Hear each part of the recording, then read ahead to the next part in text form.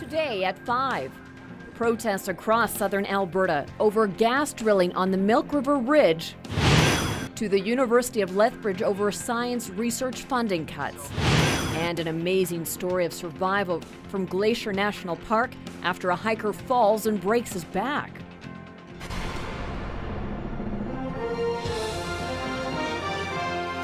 CTV News with Jackie Scantlebury. Good afternoon. Some ranchers are calling for a moratorium on oil and gas drilling on a sensitive rangeland west of Milk River. The native grasslands are largely undisturbed and considered to be environmentally significant. But a Calgary oil company is now interested in drilling more than 20 wells in that area. Terry Vogt reports. Audrey Taylor considers herself to be a tree hugger, despite the fact there isn't a tree anywhere in sight. If you take the fences out, it would be exactly how Mother Nature made it.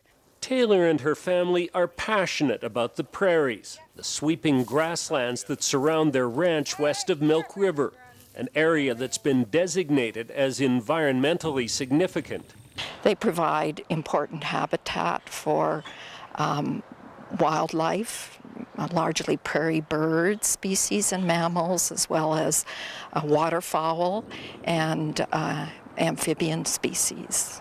But the area has also caught the eye of a Calgary-based oil and gas exploration company, which is interested in drilling 21 wells only a few kilometers south of the Taylor's ranch. As the saying goes, not in my backyard, but nobody has a backyard quite like this backyard.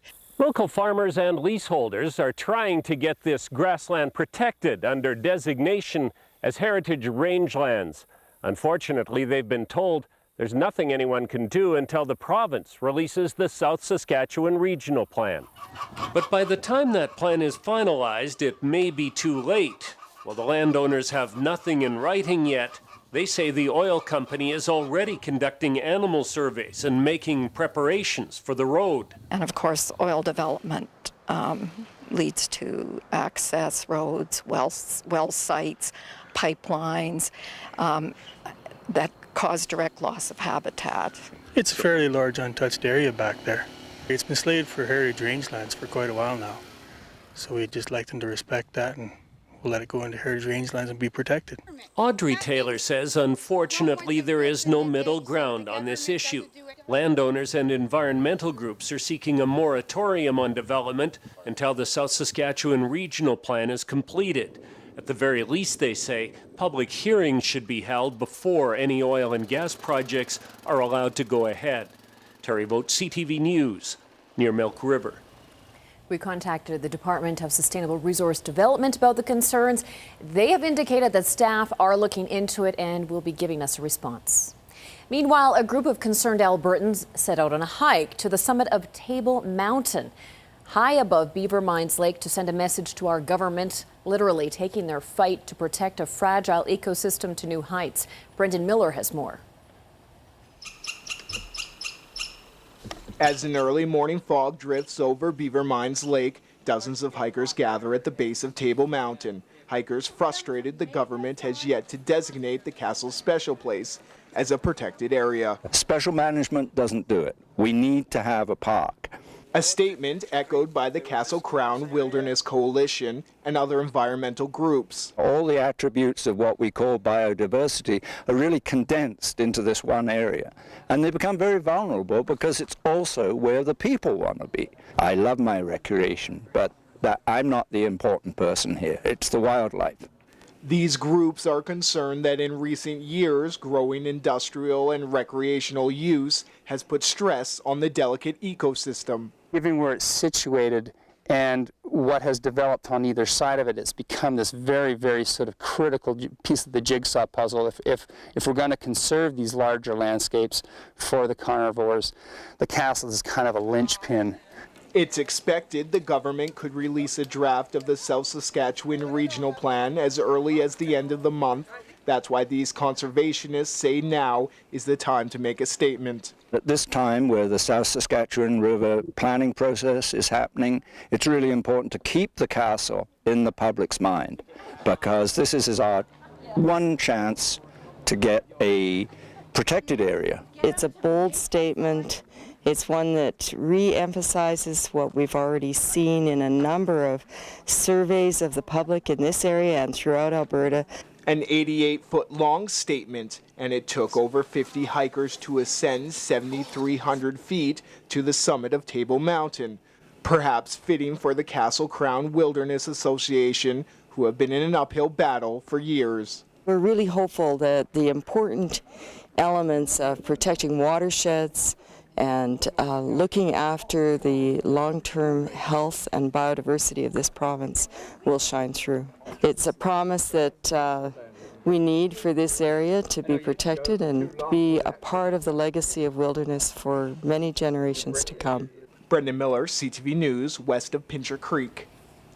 The rally was held at the University of Lethbridge today to bring awareness to science cuts. This is one of 16 science rallies held across Canada. It's designed to bring awareness to the field of research and how vital science is to the university and the world. Recent budget cuts have put a strain on the type of research the university can conduct. Organizers say that the field is worth funding and hopes the governments will rethink their budget cuts. I believe it's important in particular for the University of Lethbridge because the University of Lethbridge last year was ranked as the top undergraduate research institute in Canada. Therefore, the government, the funding that they've been doing and the funding cuts will directly affect the education and the research that our students can receive at our institution. And if the public does show support for science, hopefully the governments will realize that there is strong support for science and that things are going to turn around.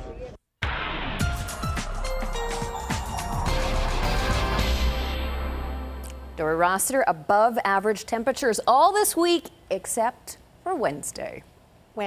And boy, what a shock to the system that's going to be, and also a change in conditions as well. We really haven't seen very much rain during the month of August. We've had a trace here and half a millimeter there, but really not a lot of rain. So it looks like Wednesday's the target day for periods of rain and much cooler temperatures for one day. I'll tell you all about it in a couple of minutes. Thank you, Dory.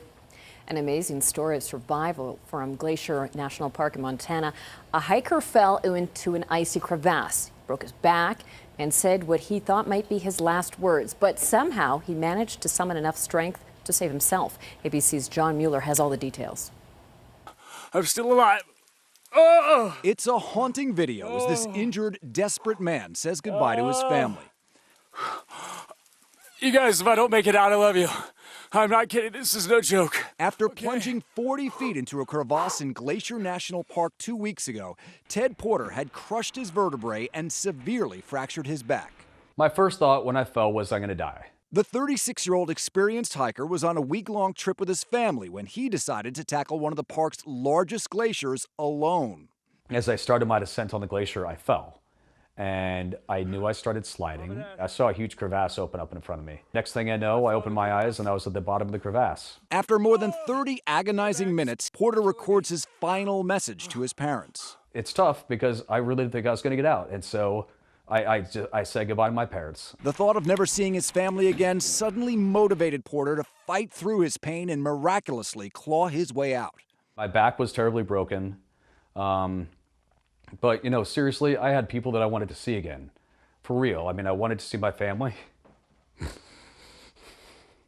Once he makes it to the surface, Porter props himself on his axe, painfully hiking for 3 hours over 3 miles before finding a group of campers who save his life. I'd never met him before.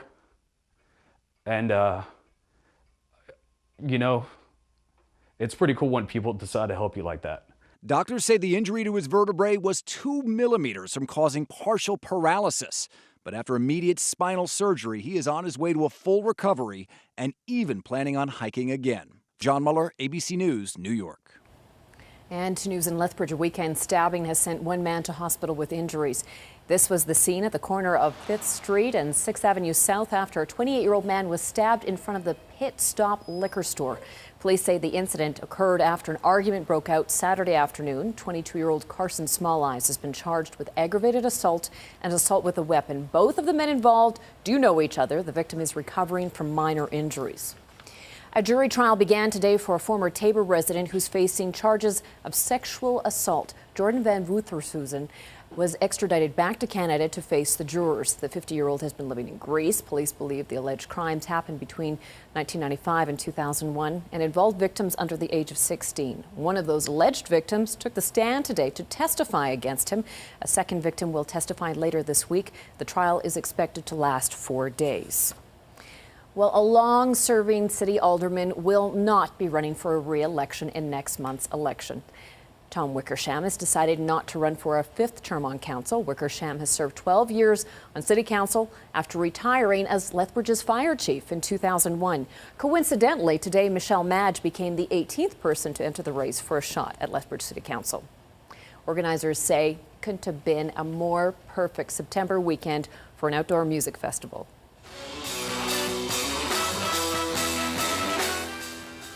That's the sound of Juno-nominated 5 Alarm Funk, who headlined the Love and Records Festival on Saturday. Music lovers were spreading their love of the old vinyl at Western Canada's largest outdoor record fair, held annually at the Galt Gardens. It featured live music all day and record vendors. It's organized by the University of Lethbridge's campus radio station, CKXU-FM. We're trying to bring together a community of music lovers or music aficionados, people that just love everything that is music, from the format to the live performances to being around people when music's being performed. So that's really what Love and Records is about, bringing everybody together, because music is the one thread that sort of brings us all together and unites us. Some of Lethbridge's youngest ballerinas could have their big chance on the big stage in one of ballet's biggest productions. As many as 60 of these youngsters could be performing in front of thousands at the NMAC Center on November 21st in the Great Russian Nutcracker. Moscow Ballet is putting on the performance, and one of their directors was in town over the weekend to audition the young dancers. They need kids to play the roles of mice, snowflakes, angels, and party children. The chosen dancers will experience working and performing with professional ballerinas. It's big opportunity and big experience for them. They can watch what the professional dancers doing on the stage and learn some combinations. And I will show a lot of combinations today on audition, and I will teach them. Again, that show is set for November the 21st at the NMAC Center. You can buy your tickets there or at the Yates. In the markets today, both West Texas crude oil and the dollar closed on up notes. Here are the day's final numbers.